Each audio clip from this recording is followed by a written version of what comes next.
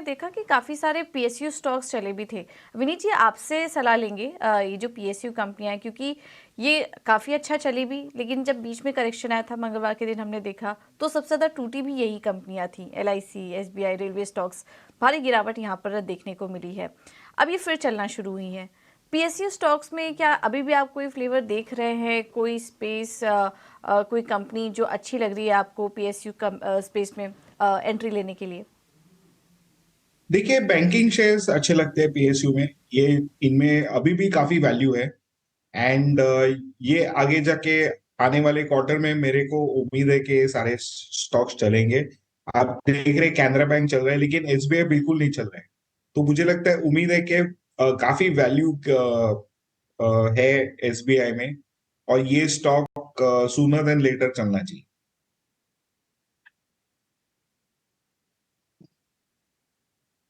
इस बीच एसबीआई की कॉल के बारे में ऑलरेडी आपको आज सुबह किरण ने भी बताया है, और यही सरकारी बैंकों का खेमे में आपको वैल्यूएशन अच्छी दिखती है, ये विनीत सर भी कह रहे हैं। तो आप बैंक को भूल तो नहीं सकते, आप तोड़ें या चलाएं जो भी करें, बट बैंक को आप रोज डिस्कस भी करेंगे और ट्रेड भी दिखेंगे, आइदर साइड, सेल के भी और बाय के भी। अभी वैल्यूएशन पे आके बैंकिंग खड़े हो गए हैं, पहले ग्रोथ पे बैंकिंग थे। खैर, हम एक्सपायरी को लेकर सब कुछ डाटा आपके सामने रखती हैं। एक ट्रांसफार्मर एंड रेक्टिफायर्स हमने आपको बताया होगा कल, कुछ बोरा ने आपको रिकमेंडेशन भी दी थी।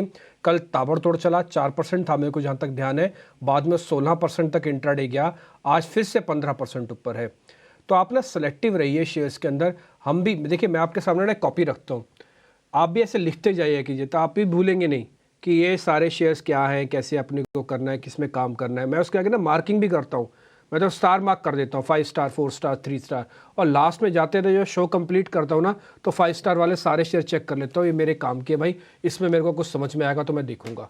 मैं 3 स्टार वालों को ठीक है देखा अनदेखा भी कर सकता हूँ, बट 5 स्टार को नहीं छोड़ता। तो आप भी खुद से मार्किंग करो, ग्रेडिंग करो।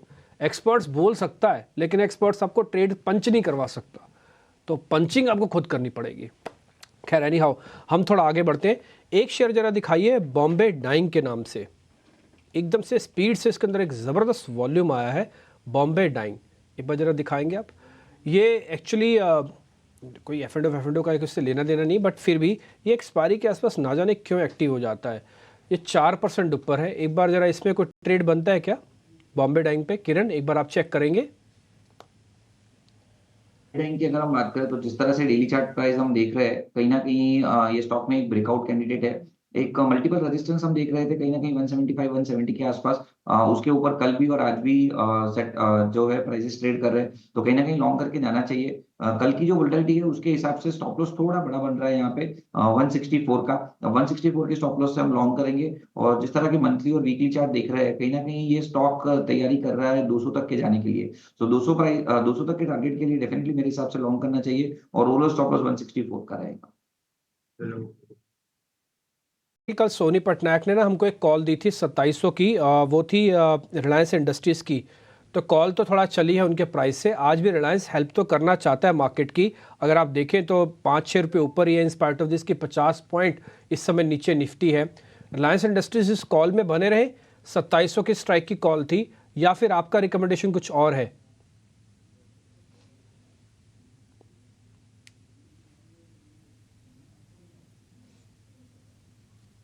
जय, आवाज़ आ रही है?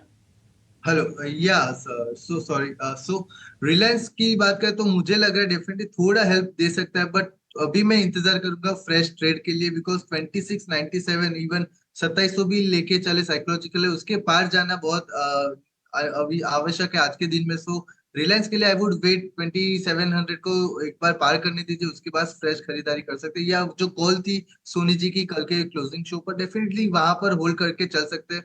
और प्रॉब्लम कोई नहीं दिख रहा, डेफिनेटली रिलायंस सपोर्ट करेगा। और इवन डिम्पी जी, राइट्स का जो आज मैंने सुबह ओपनिंग ट्रेड में दिया था वो हिट हो चुका है 6 अराउंड, अभी काफी अच्छा आया। Just a second. So around 618 का हाई जाके आया, आज के दिन में 595 पर दिया था ओपनिंग शो में। सो डेफिनेटली एक मोमेंटम आया 3% का राइट्स पर आज।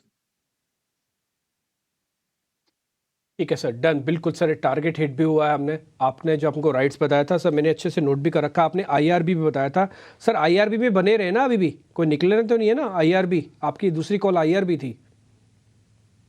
50 पर दिया था, वो भी 50.5 चल रहा है। थोड़ा छोटा स्टॉक है, बट 50 पैसा का अभी आज मोमेंटम आया, 1.5-2% का मोमेंटम आज के दिन में दिखाया, और मुझे लग रहा है 51 आज के दिन में ही आ सकता है। सो डेफिनेटली होल्ड करके चल।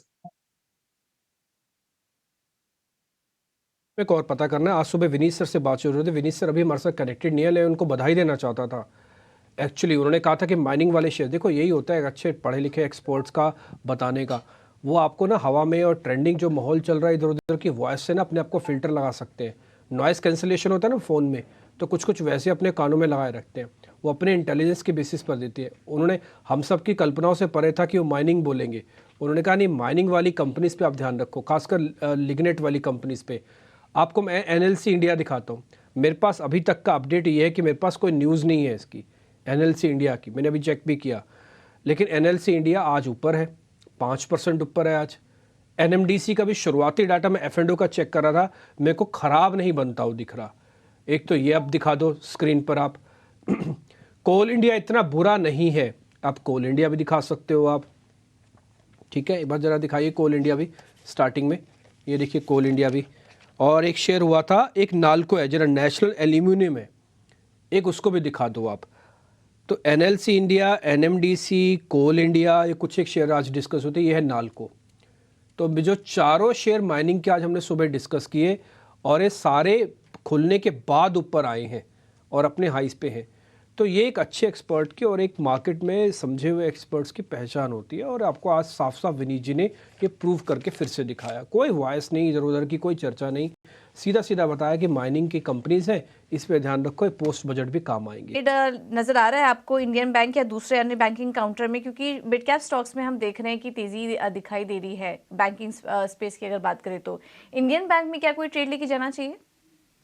सो ओवरऑल हमने पीएसयू बैंक में एसबीआई ऑलरेडी डिस्कस किया था। अगर हम इंडियन बैंक की बात करें तो इंडियन बैंक में भी जैसे एक असेंडिंग ट्रायंगल पैटर्न ब्रेकआउट हमें डेफिनेटली देखने को मिल रहा है। So Indian bank current market price से हमें लॉन्ग करना चाहिए। नीचे में जो स्टॉप लॉस है वो थोड़ा बड़ा रखना चाहिए, क्योंकि ओवरऑल मार्केट हमें थोड़ा वीक लग रहा है और कहीं ना कहीं स्टॉक काफी वॉलेटाइल है।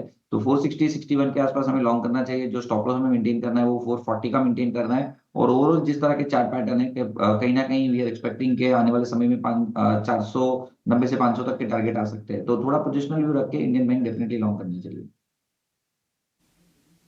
ओके। विनीत जी, मैं ये तो मानता हूँ कि बाजार में बड़े शेयर्स चलेंगे तभी मार्केट की रिदम भी ठीक होगी और तभी मार्केट के अंदर कॉन्फिडेंस का लेवल भी हाई होगा। लेकिन कुछ स्टॉक्स ऐसे भी हैं कि सर अगर बाजार शायद थोड़ा रेंज में रहे, वॉलेटाइल भी रहे, लेकिन वो अपना काम कर सकते हैं। आईएफसीआई उसका बेस्ट एग्जांपल है। बाजार पूरी तरह से रेंज में है पिछले हफ्ते से या पूरे महीने से मैं बोल सकता हूँ, लेकिन एक महीने का एग्जांपल आईएफसी ने आपको अलग से आउट परफॉर्मेंस करके दिखा दिया। सर ऐसा ही ना एक शेयर मेरे पास और भी है, मेरे को ऐसा लगता है ये भी अगर मार्केट वॉलेटाइल भी रहता है ना तब भी शेयर में काफ़ी दम लग रहा है, क्योंकि पैटर्न स्ट्रांग है। और मैं उसको ज़रा टेक्निकली चेक कर रहा हूँ। उस शेयर का नाम है आईएफसी, माफ़ कीजिए, यस बैंक। विनीत सर, ये तो आपसे मिस नहीं हुआ, ये आपने देख रखा सर, स्टडी कर रखी है।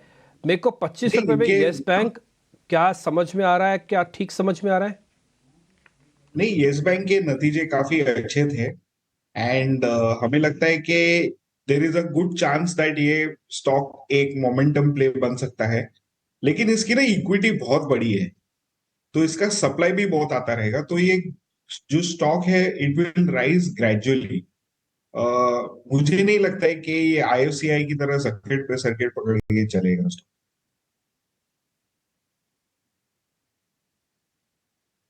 नहीं मिल पाएंगे। आप सर अच्छे से देख लिया कीजिए। अच्छा विनीत सर, एक चीज़ मेरे को और बताइए, ये रेलवे काउंटर्स पे आपका अभी भी कन्विक्शन उतना ही हाई है जितना आज से 6 महीने 8 महीने पहले हाई हुआ करता था? क्योंकि इनमें एक्सट्रीम वॉलेटाइल है। जिस दिन गिरते हैं ना सब लोगों के मुंह पे एक ही जवाब होता है, अरे भैया बहुत चल चुके थे इसलिए टूट रहे हैं, इसलिए इसमें प्रॉफिट बुकिंग आती है। और जिस दिन चलते हैं ना उस दिन फिर बोलते हैं नहीं नहीं बैलेंस शीट तो ठीक ही है ना, ऑर्डर बुक तो ठीक ही है, काम तो ठीक ही हो रहा है, रेलवे के अंदर डीएनए चेंज हो रहा है, तो फिर एक भी दिन टूट गए तो क्या बड़ी बात है। तो ये दोनों ना मिक्स्ड वॉइस आती हैं अलग तरह, जो कानों में सुनाई देती हैं। सर आप जरा रैशनल अप्रोच बताइए कि इन रेलवे काउंटर्स में करना क्या चाहिए हमको? देखिए, railway counters are going exactly the way the defence stocks have gone. Valuation rich है, ऑर्डर बुक बढ़ती जाती है, इनके काम बढ़ते जाते हैं और इनका ग्रोथ भी आ रहा है। तो वैल्यूएशंस जस्टिफाई नहीं कर रहे, बट इतना बिजनेस मोमेंटम इतना स्ट्रांग है कि they are started discounting 3 years ahead. तो आपको ये सेक्टर अगर प्ले करना है तो आपको ये माइंड में एक चीज तो जरूर रखनी चाहिए कि वैल्यूएशंस रिच है, और इसमें थोड़ी बदगड़ अभी ज्यादा बढ़ जाएगी। सो ये दोनों चीजें ध्यान में रख के इसको प्ले करना है।